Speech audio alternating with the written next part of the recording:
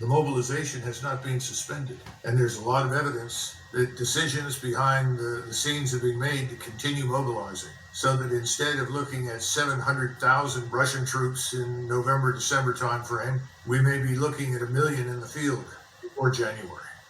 And I think this is because Mr. Putin and his national security advisors, his military commanders, are listening to us and the threats that we continue to make and the insistence that he effectively surrender to Mr. Zelensky.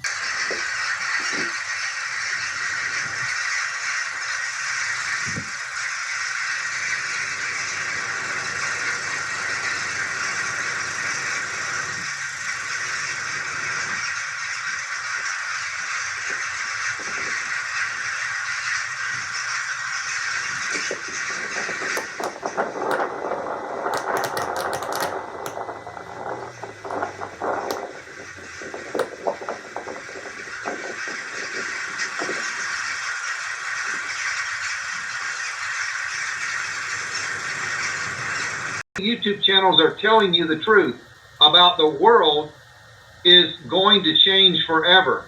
And I do believe this is coming up quick. So we're going to go to the first video right here. I want to play this for you. So please share this video out. Please share this video. This is critical information. And folks, this is hard information to hear. As being an American citizen, the information that Gonzalo Lira is going to tell you is very hard for an American to hear, because it is our leaders who are going to plunge the world into the abyss, into a full-on confrontation with Russia. It's terrible, folks. I don't want war. I don't want to see our country destroyed. I don't want to see Europe destroyed. But evidently, we do have leaders in our government that don't care. They have one goal, folks. They have one goal, is to destroy Russia, no matter what it costs, no matter how many lives are lost, no matter how many people are killed or how many nations are destroyed. It doesn't matter as long as we destroy Russia. And that shouldn't be, folks. But we are in the end times. We are in the tribulation period. It's going to get a lot worse. So let's go to the first video. This is Gonzalo Lira. For you guys that don't know, Gonzalo Lira was a movie producer, and he lives now in Ukraine, and he is reporting current events happening in Ukraine. He knows the Ukrainian language. He's married to a Ukrainian woman. He knows the area. He knows what's going on. So listen to a man that lives in Ukraine. Don't take my news. Listen to somebody that actually is there. So let's go to the video and let's watch this video. I'm going to mute my mic and play this now. Okay, no fooling around. This is a really important video, to tell you the truth. Over the last 2-3 days, Sergei Shoigu, the Minister of Defense for the Russian Federation, has called, at his initiation, the Secretaries of Defense of the United States and their counterparts in France and the United Kingdom and Turkey. Now, this is officially known.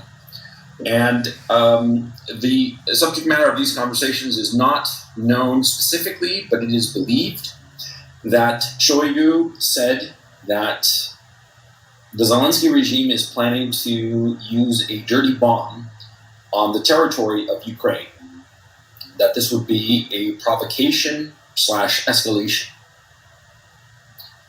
The foreign ministries of France, the United Kingdom, and the United States issued a joint statement saying that they would keep on supporting Ukraine and that these allegations, these Russian allegations, were false, and they insinuated in the joint statement that it was really the Russian Federation that was creating an excuse for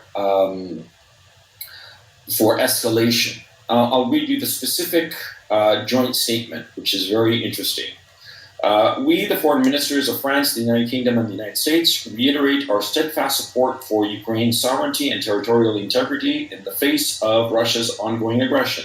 We remain committed to continue supporting Ukraine's efforts to defend its territory for as long as it takes. Earlier today, the defense ministers of each of our nations spoke to Russian Defense Minister Sergei Shoigu at his request. Our countries made clear that we all reject Russia's transparently false allegations that Ukraine is preparing to use a dirty bomb on its own territory. The world would see through any attempt to use this allegation as a pretext for escalation. We further reject any pretext for escalation by Russia. The foreign ministers also discussed their shared determination to continue supporting Ukraine and the Ukrainian people with security, economic, and humanitarian assistance in the face of President Putin's brutal war of aggression. End statement. Now, it's highly unusual for these three countries to issue a joint statement like this.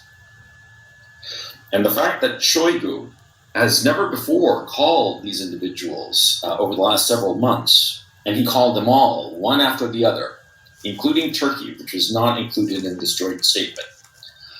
It seems to me that the Russians probably have this evidence cold. They know it. They know it for a fact. It is, if Sergei Shoigu would reach out to these his counterparts at these four nations, there is no question that the Russians have absolute proof, absolute and irrefutable proof. And what the foreign ministers of these three countries are doing is lying. Simple as that. I mean, it's not like they haven't done it before. Shoigu would never put himself out on a limb like that unless they had just absolutely foolproof evidence.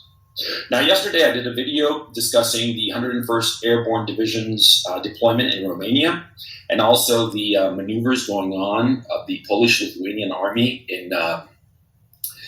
on the border with Belarus. And I blue skied maybe that this is some sort of fist that they're preparing to hit the Russians, on the Belarusian border or something like that, or the Ukrainian border.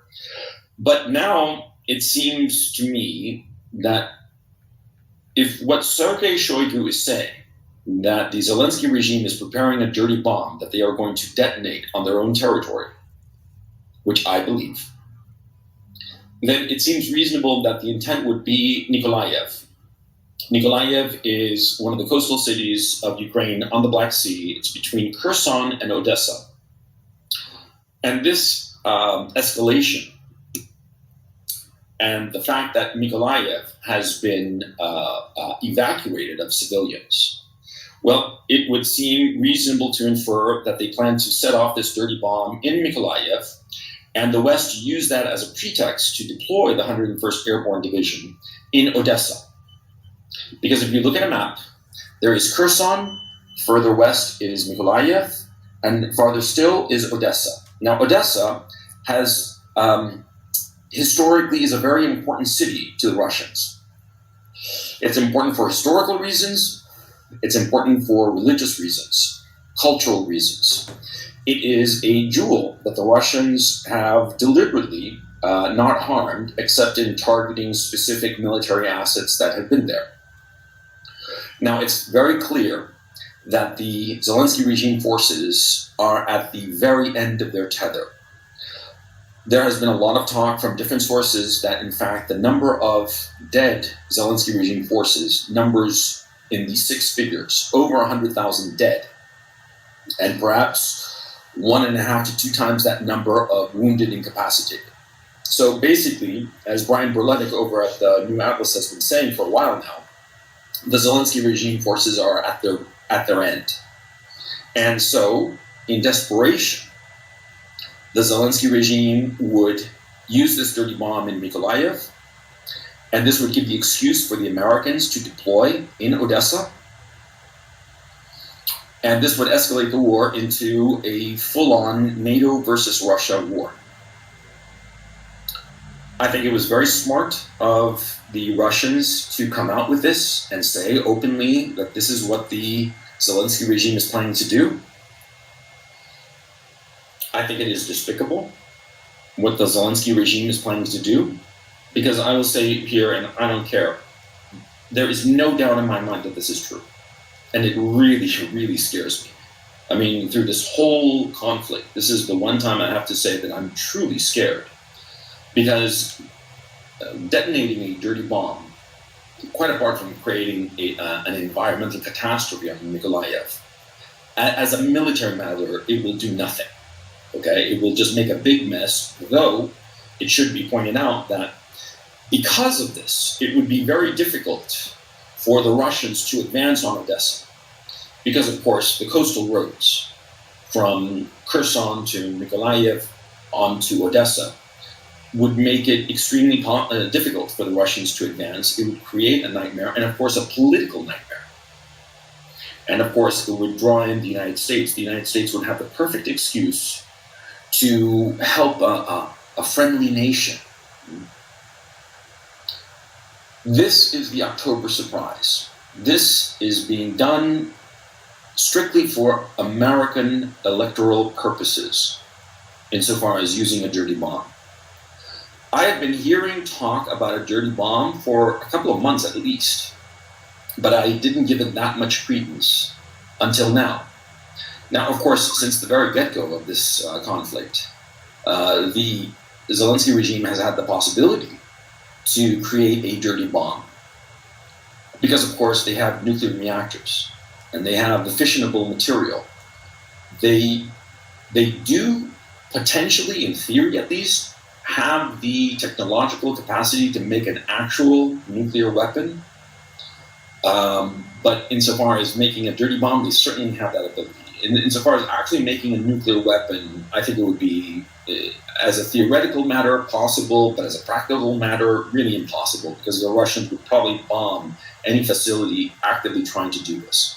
I think that part of this missile offensive that the Russians have been carrying out over the past 2 weeks has been to target the potential sectors or installations where they might be assembling a dirty bomb. But I have to reiterate, there is no doubt in my mind that this is real. This is as real as it gets. Sergei Lavrov just gave a statement that I listened to about, he was reacting to the joint statement of the foreign ministers of the United States, the UK, and France. He didn't seem to be saying much, but just basically reiterating what Shoigu was saying, and of course that they had proof. I think that that's the key issue. They have proof. This is real. And I think that I have to go back to the same thing I said just now. I think it's despicable. It is the most despicable thing, and it's desperation. Simple, plain and simple. Because NATO and the Zelensky regime know that they are losing. They are losing badly on all fronts: economic, political, geopolitical, insofar as the other great nations, China, India, the global south. They are losing economically, and they are losing militarily. They have thrown everything but the kitchen sink at Ukraine to fight off the Russians, and they have lost. Every offensive has been a disaster. Because remember, you don't fight to win territory, you fight to defeat the opposing army. If you destroy the opposing army, that's how you win. And the Russians have been doing that systematically. And as the numbers have come out now that show catastrophic losses on the Zelensky regime side, it's pretty obvious that there is about to be a huge breakthrough, and in their panic and desperation, the West, Washington, the people of the State Department, the usual suspects, Anthony Blinken, Victoria Nuland, all of these people want a Samson solution: the self-destruction of Ukraine and a pretext for the Americans to go in and fight against the Russians directly. This is a catastrophe. I mean, I truly cannot emphasize this enough. We're just going to have to wait and see what happens. In my own case, if you're wondering, I'm far, far away from Mykolaiv, and so nothing will happen to me, I hope at least. But there's other things too that's been going on. There have been a lot of talk from different troops that they are, Zelensky regime troops, that they are getting chemical, biological, and nuclear protection gear and Geiger counters. This is as real as it gets. This is actually happening. I mean, all of these data points add up to this being absolutely true. The foreign ministers of the United States and the United Kingdom and France are lying through their teeth when they say that this is just some sort of pretext that the Russians have conjured up out of thin air. And I mean, I really am at a loss for words, to tell you the truth. And I'm not kidding. I've never been this scared. This is truly a catastrophe if this happens. And it's not so much that the Americans will deploy their 101st Airborne Division in Odessa. It's just going to be a swirling whirlpool. It'll just suck in everything, all the armies of NATO, for a full-on war on the battlefield of Ukraine. And this country that has suffered enough, it will be decimated like nothing before ever. And so I have to say that I'm truly scared for the first time of this conflict, that this entire country will be just absolutely annihilated if the Americans proceed with their grotesque and despicable plan. Because ultimately, I blame the Americans. The Americans. They're behind this bullshit. And I have to say outright and openly, they are evil. It's not more complicated than that. They are evil, grotesque people. And I hope that at some point in the future, the people responsible for this are tried for, this is a crime against Ukraine and a crime against humanity. This is evil, what they are doing. Sorry, I'm a little bit bent out of shape by this, but as you can imagine, I'm at a loss. I cannot believe that these people would be so evil to pursue this, that they are. And anybody who tells you otherwise, anybody who tells you that this is a Russian false flag or some nonsense like that, they are lying. Know it. Know what's going on.